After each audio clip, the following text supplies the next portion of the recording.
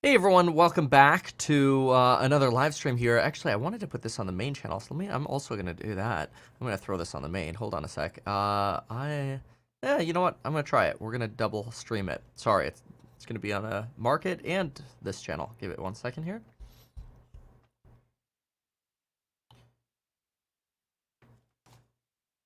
All right, welcome back. My goodness, apparently now there is a large tank movement in northern Israel getting closer to Lebanon. Israel is reportedly looking to conduct a limited ground invasion into Lebanon. This is coming at the same time as the U.S. State Department is encouraging everybody rapidly leave Lebanon who is a U.S. citizen, alleging that they will be unable to support U.S. citizens from actually leaving Lebanon or helping them evacuate should, for whatever reason, flights be canceled or otherwise. Iran has already canceled flights into and out of Beirut.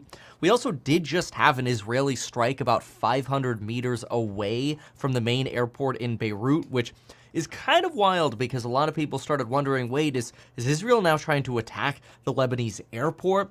Apparently the answer to that is no, that this was a strike that was precision targeted at some other Hezbollah site. Obviously, Hezbollah had a massive blow that occurred within just the last 24 hours. In case you hadn't heard, Hezbollah's leader, Hassan Nasrallah, has been confirmed killed in bunker-busting bomb strikes in Beirut. Now, remember, a lot of people in southern Lebanon had actually moved north towards Beirut, some more towards the eastern region to try to get away from some of that fighting that was going on in the south, especially since there had also been concern that these ground invasions from Israel might be more likely in the coming days or weeks. Well, this strike in Beirut was devastating in that apparently there was some form of meeting between guard forces from resistant groups from Iraq, resistant groups supported by Iran, apparently even potentially an Iranian leader, though some of this information still remains murky as it takes a while to sort of excavate some of these destroyed buildings. But apparently there was a meeting going on in Beirut. Nasrallah was expected to be there. It's now confirmed that he was there. And Israel launched essentially bunker-busting bombs on these buildings, flattening them, some of the buildings potentially being hit with numerous rockets and missiles over and over and over again to ensure that the entire building was completely collapsed. And so there have been some extremely devastating strikes against Beirut in just the last really 48 hours here. And the head of Hezbollah now dying is extremely important. I mean, this is a crucial figure that's not somebody that you could just easily replace because this person has been a figurehead since the 90s for Israel. He's been a key player in coordinating with Iran. Quite frankly, he's kind of like, as some like to say, the head of the serpent. And it's kind of wild because now a lot of folks are concerned, oh my gosh, what is Hezbollah going to do next? What is Iran going to do? Hezbollah's leadership has posted a message suggesting that they will determine what to do next, what direction and options to take within the coming hours. They have confirmed the death of Nasrallah. This strike did occur in a densely populated residential area, and it really sort of marks a dramatic escalation of this conflict from Israel, because previously we used to have these tit-for-tat attacks between each side, and now what we're getting is a substantially more how should you say this? Israel needs to completely eliminate Hezbollah-style striking. This is a big escalation. Israel argues that this is not the end of the tools in their toolbox. Anyone who threatens the citizens of Israel, we know how to reach them. This is a blatant threat to basically everyone who stands anti-Israel. Lebanese officials have warned that Iranian cargo planes should quickly leave the airspace in Lebanon to avoid any kind of fighter jet targeting from Israel against Iranian cargo planes or vehicles or otherwise. Which makes sense because Israel regularly believes that Iran is taking semi-trucks and larger planes and shipping weapons into the Lebanese front so that way folks inside of Lebanon, Hezbollah fighters or otherwise, could use them against Israel. Previously, those strikes against Israel have really been limited to the northern region of Israel, even parts of the West Bank, but we found that they've started going a lot deeper into Israel, like the attacks on Haifa, as well as the drone strikes against Tel Aviv, though those were launched by Hamas. Hezbollah here argues that they have a solid structure and that they can't be taken down by Israel, though again, this is like the head of the serpent getting cut off. This is a pretty big deal. Nasrallah was a cleric from Beirut, actually, and led Hezbollah since 1992, which is interesting because that's the year I was born. So this guy's been the boss since the year I was born, and now they killed him. He's gone. The head of the organization's gone, Jack. Giant bombing there yesterday in Beirut. But the goal here for Israel is to allow some of the 60,000 displaced Israeli citizens to be able to return home. There are, of course, those on the Lebanese side that have argued that this is once again an expanded or targeted genocide. We've now seen over 1,000 deaths. These are some of the most deaths that we've seen in quite a while in Lebanon. Civilians have been killed in these attacks as well. Some in Israel are really pushing for this ground invasion, and now we're starting to see tank movement. The United States is urging restraint here. You even have Russia coming out making comments on this. Russia's Defense Minister Lavrov has suggested that Iranians' leadership is actually behaving extremely responsibly despite these provocations by Israel. Now, this is actually really interesting because obviously you have these proxy wars going on in the world. I think it's worth taking a moment just, sorry, I should mention, not defense minister. He's the foreign affairs minister, Lavrov, from Russia. But I think you have to think about these proxy wars that are going on. You have the United States fighting Russia, but they're not actually fighting Russia directly. They're supplying weapons, bombs, and ammunition to Ukrainian fighters who can fight Russia. This is a proxy war. It's essentially money and ammunition and bombs supporting Ukraine, who can fight Russia on essentially the behalf of the United States. Well, something similar happens with Iran. Iran essentially uses Iranian proxies like Hezbollah fighters or Hamas fighters or Houthis in Yemen, which apparently there was just a larger missile that was on its way over to Tel Aviv, which was intercepted by one of the Arrow defense systems in Israel that was fired from Yemen. Anyway, these proxy fighters, the Houthis, Hezbollahs, Hamas fighters, whatever, they're essentially funded and supplied by Iran, which is kind of like the United States funding Ukraine.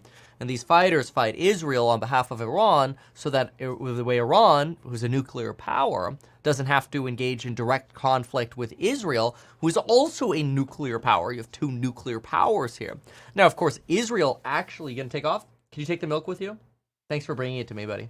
Now, obviously, Iran is not believed to have nuclear weapons, but yes, please. Iran is not believed to have nuclear weapons, but we know that they've been working on their enrichment program for frankly, decades. And Israel is expected to have many nuclear weapons, so we know that Israel is a nuclear power. And this is why this ground invasion going into Lebanon is now so, concerning to folks, because they wonder, is this going to be the moment that Iran says, okay, fine, we need to get more involved here? And could this lead to a nuclear conflict? Now, so far, Russia actually claimed that Iran is acting responsibly despite these provocations, and that it's important to stop the bloodshed, and that there should be an immediate ceasefire to end these strikes by Israel. This is being stated by both Russia and actually France's foreign minister jumped in on this and suggested there should be an immediate ceasefire and that they oppose a ground invasion. So obviously, as these tensions rise and escalate, there are concerns of how far is this going to go. And I think it's kind of worth going back to a little bit of the history of how escalation has already occurred. Because I find this very interesting just to look at how this has escalated, and it kind of gives us some hints in terms of how it might continue to. So consider that when Israel was first attacked on October 7th, the Hezbollah leader Nasrallah had a goal of helping encircle Israel with an Iranian-backed ring of fire. And the idea was encircle Israel and crush Israel by attacking them from basically all sides. UK foreign minister just seconds ago now saying it's important that diplomacy is used for stability in Lebanon and for the Israeli people. Well, looks like Israel's sending tanks in, so I don't know how that works for diplomacy. But anyway, in response to this October 7th attack and this idea of a ring of fire, Israel really chose this incremental use of force. Foreign Affairs had a great piece on this. Shout out to them, by the way. Yeah, and it's essentially a way of trying to slowly ramp up your attacks against Israel, but keeping them under the sort of full-scale war threshold. And what you really ended up finding was that Israel was pressured, but not sort of backed into a corner where it had to respond with a full-out war. Israel confined its attacks geographically. It targeted military sites. It used precision-guided missiles to try to avoid targeting civilian areas. It was restricted from using 500 and 2,000-pound bombs in May for a period of time by the United States. It just refused to send them to them. And what you ended up finding was that Israel's trying to create this buffer zone, but everything really changed with the Hezbollah rocket attack on that Druze soccer field, because that's where we saw children die, which children have obviously died on both sides of this, and that's terrible. But after that, you really saw this escalation from Israel, where Israel substantially ramped up its strikes against Hezbollah, and not just launcher targets, but also sites where Hezbollah leaders were present. And this is a really big deal, because what you end up finding is that Hezbollah initially responded with limited escalation after the Druze attack. Miscellaneous rocket fire and whatever. And this is something that's been exchanged for decades. No sort of change here. And Israel then started targeting commanders inside of Beirut and using precision weapons to target these leaders. But Israel stepped it up even more, despite Hezbollah kind of sticking with these more limited rocket attacks. Israel stepped it up substantially with the pager and walkie attack. The radio explosions, the pager explosions, thousands of pager explosions. I think somewhere around 900 radio attacks. This really sort of showed the desire for Israel to say, you've gone too far, Hezbollah. Now we're going to go from these tit-for-tat attacks to just eradicating you, Hezbollah. We know where you are, and we are coming for you.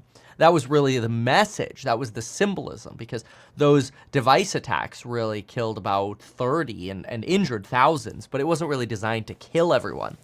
Instead, what you found, though, is then an escalation on both sides, which ended up leading to, over just the past week here, Israeli assassinations in the suburbs of Beirut, within Beirut, more civilians being killed in these explosions as well, Israeli air campaigns, weapon depot strikes, supply chain strikes.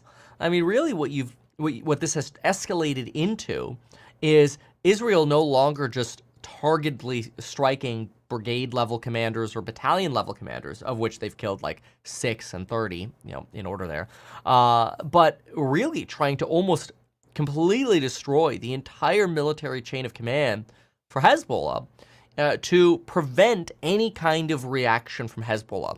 So it's sort of like, Druze attack, then you get the radio and device explosion, and then Israel expecting a large counterattack. So Israel launches what they argue is a preemptive strike against these various targets within Lebanon. Of course, civilians also being killed in these attacks.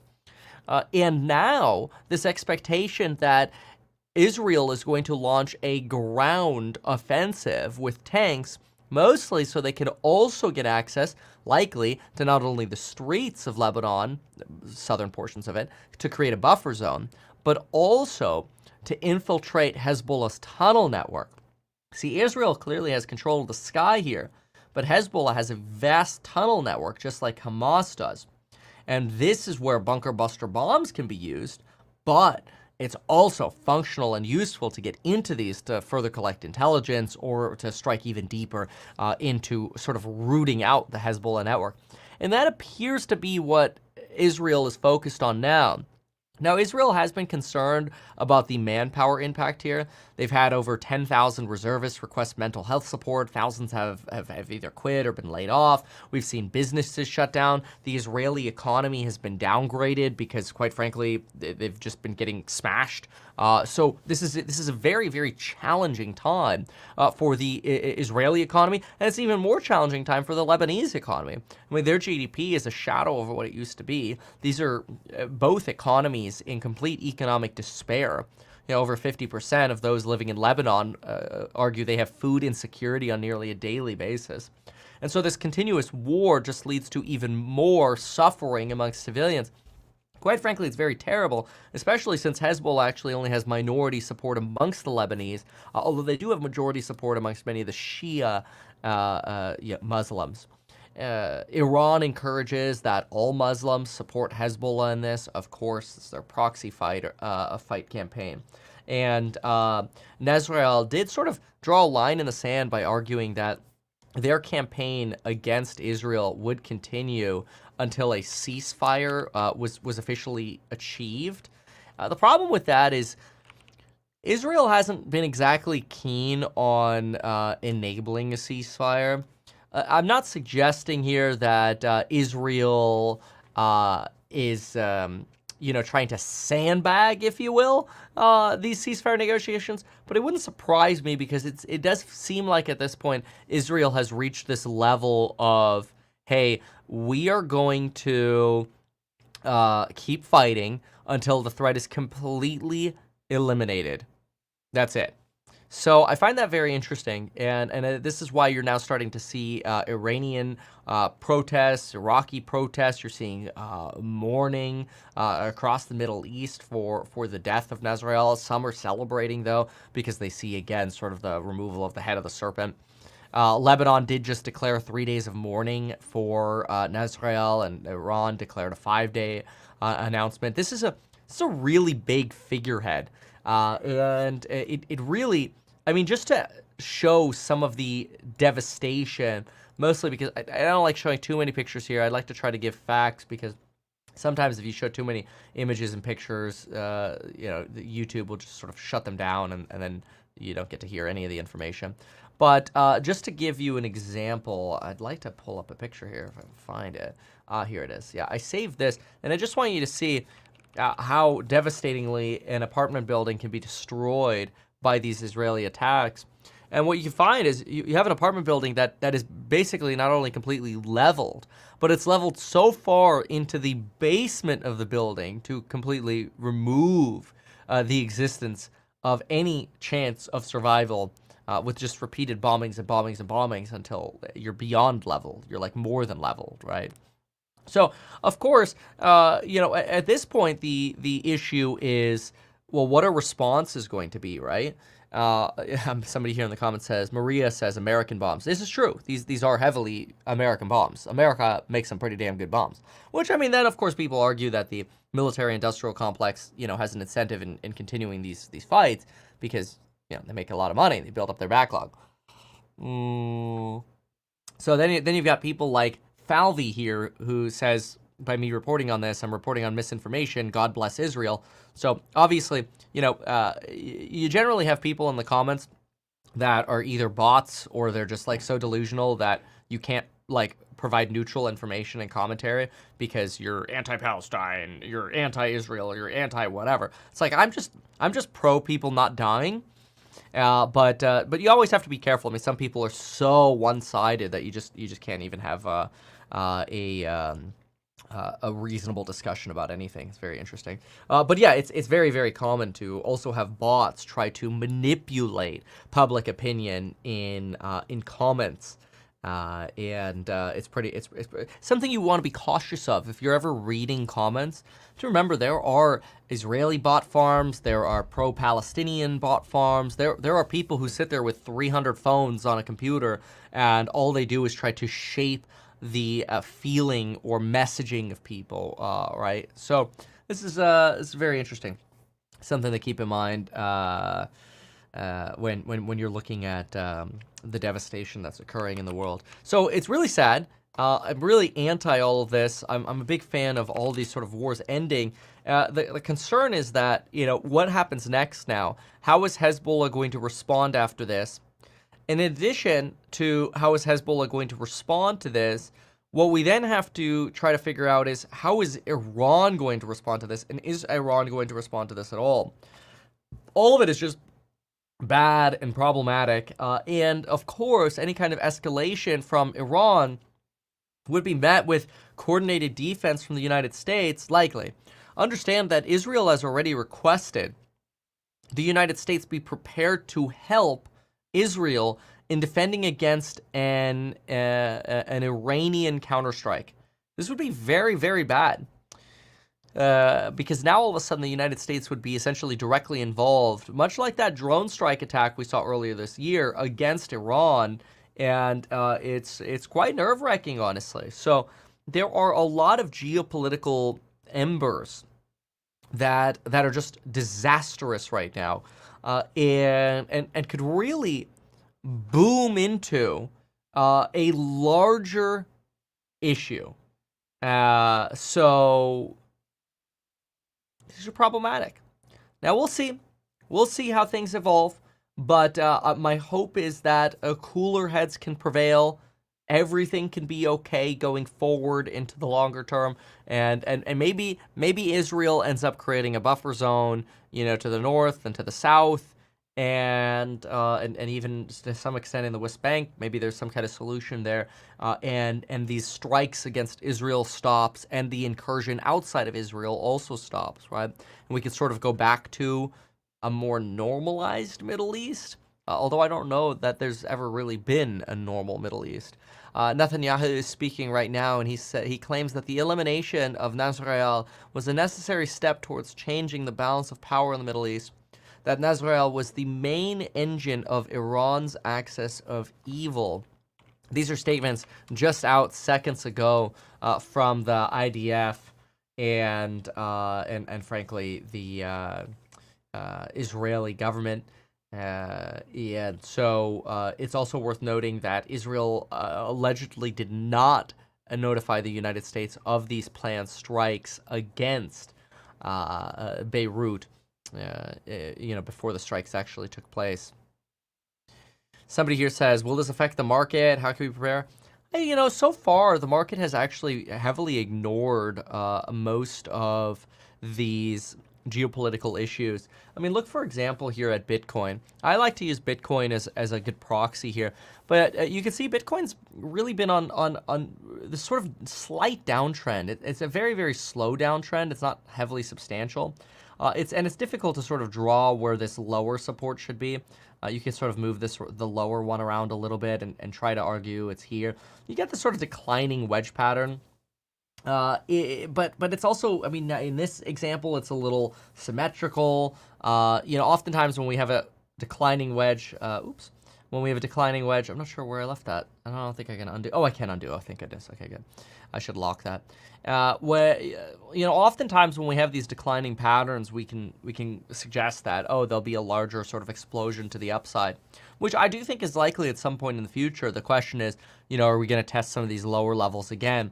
We continue to hit lower lows and lower highs on Bitcoin, which is maybe a little bit due to the uncertainty of election and geopolitics, but you don't really see some devastating movement here in markets.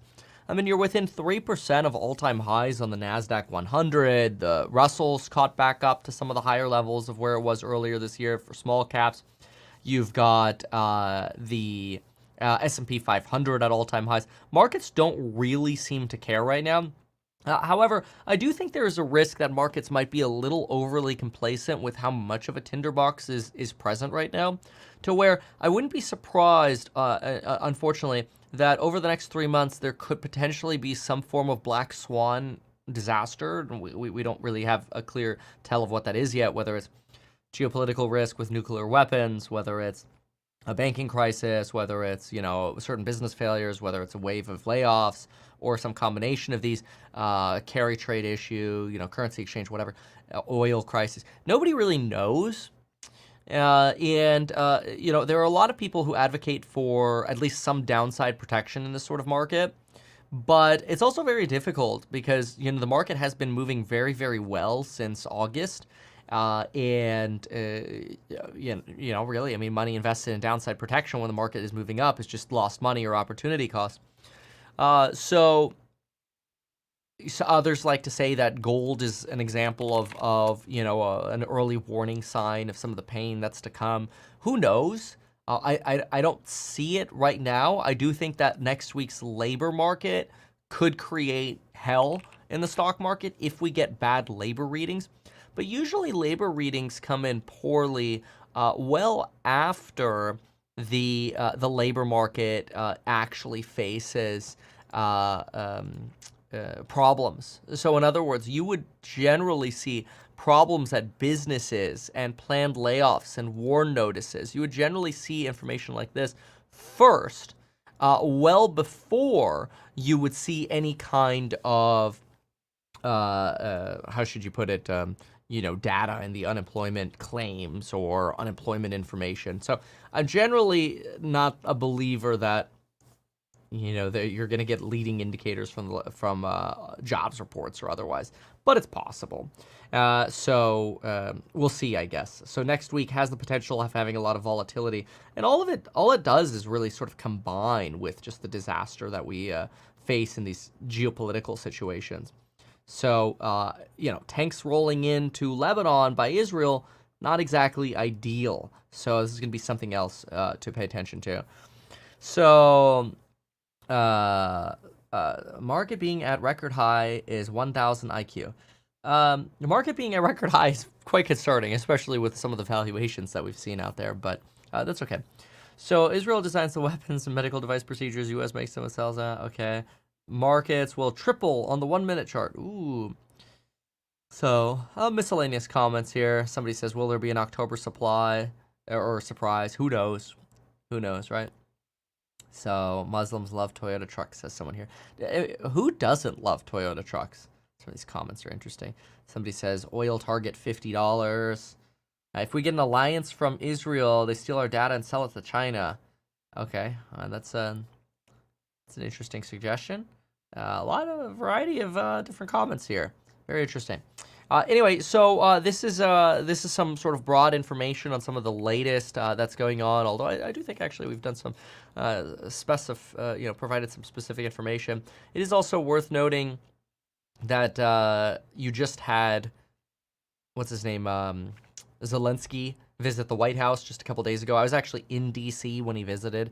They had a substantially larger perimeter around the White House fence the second day I was there. First day I was there, I was able to walk substantially closer. Oh, and check out what I got. A subscriber, shout out to them, by the way, gave me this. I thought it was really cool. A little presidential kind of little notepad booklet. That's cool. They walked out of that White House area, and they're like, hey, man, I want to give you this. I'm like, let's go. So I took out the notepad that was in there, and I put a Meet Kevin notepad in there. So I cleaned up the inside a little, which I thought was really cool. So shout out to that person for hooking it up. So very cool. But now we could look in here every morning at the Market Open live stream, and we could see what the insiders are trading because, it has a presidential seal on it. So obviously we know. Anyway, hey, thanks so much for being here, everybody. If you want more information about how we can help you with your finances in person by consulting with you or looking at your financial situation, you can send us an email at staff@stockhack.com or just go to stockhack.com. Some people have been sending us emails, asking about, pricing or options for consultations or whatever. You're welcome to do that as well. Staff@stockhack.com or go to stockhack.com itself and see what we've got available there for you. Appreciate y'all being here. If any of this makes you nervous, remember you can get life insurance in as little as 5 minutes by going to metkevin.com/life. That's a paid promotion. And you can also get free stocks by going to metkevin.com/Weeble. This is my favorite. You see me use these charts all the time. You go to metkevin.com/Weeble. You could earn up to 75 fractional shares and 6.25% APY. On whatever cash you have deposited with them. So kind of cool. Anyway, I love you all. Thank you all so much for being here. And folks, we'll see you in the next one. All right. Goodbye. Good luck and stay safe.